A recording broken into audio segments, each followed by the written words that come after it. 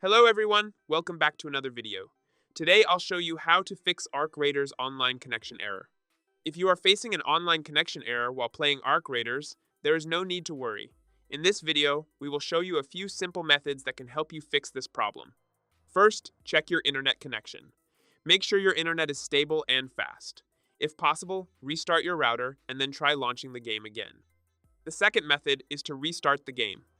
Sometimes a temporary bug can cause a connection error, so closing the game and opening it again may solve the issue.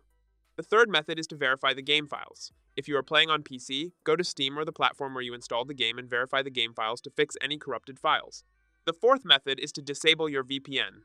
If you are using a VPN, turn it off, because sometimes a VPN can prevent the game from connecting properly to the servers. Finally, you should also check whether the game servers are down. If there is a server issue, you may need to wait for some time until the servers are back online. By trying these simple methods, you can easily fix the Arc Raiders online connection error. If you found this video helpful, don't forget to like and subscribe. Thanks for watching.